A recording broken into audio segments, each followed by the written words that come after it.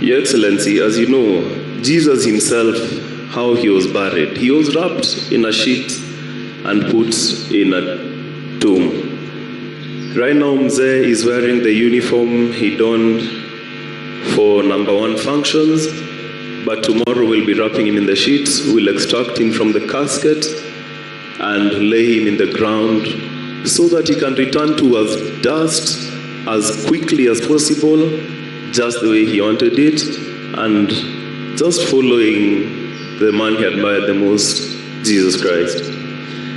Your Excellency, my father always alikuwa na mambo matatu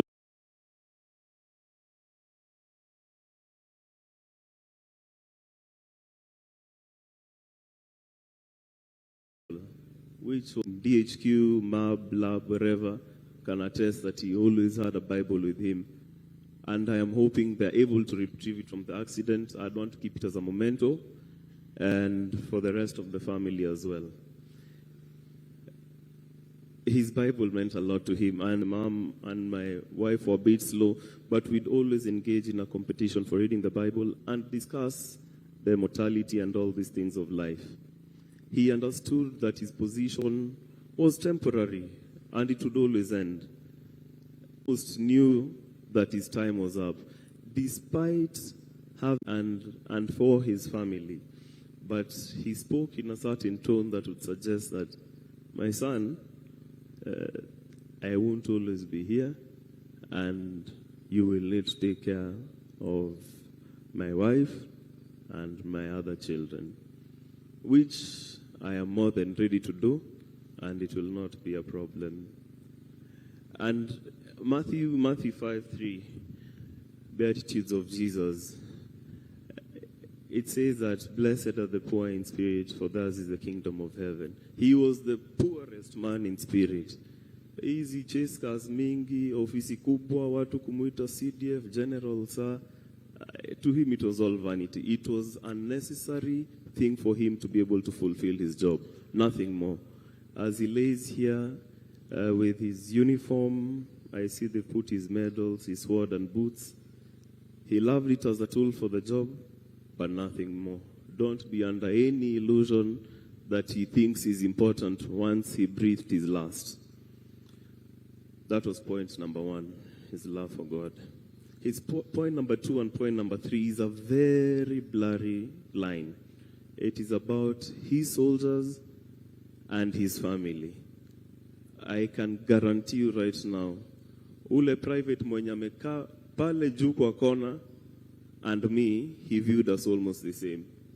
You may not have had the same privileges I might have had being his son, but in his heart of hearts, the lowest person, the cleaner, to his vice, he treated all of them with respect. And he respected every single human life.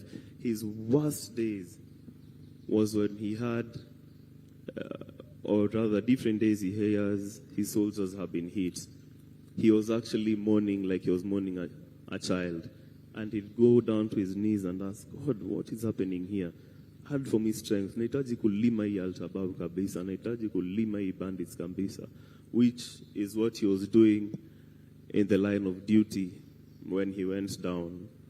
And I want to tell even the bandits or Al-Shabaab who are celebrating, mtu mwenye alikuwa analima kila wakati, muongeze click. Watu ya SF, mukipewa mission ya kwenda kulima adui, maliza kabisa. Na ukifanya skirmishing, confirm. Ongeze 3 za kichwa. That's how he would have wanted it. He wanted to die, in fact, fighting one of these enemies. And so, musikubali kuogopa Al-Shabaab. Kama mdosi wenyu hakuwa anaogopa adui, basi mnaogopa nini? Si yeye amelala hapa, na sisi wote tutalala hapa. Usipende maisha yako yote sana, na iko kitu moja kubwa kushinda wewe, Mwenyezi Mungu na nchi yetu ya Kenya. Lima musiangushe click, muongeze.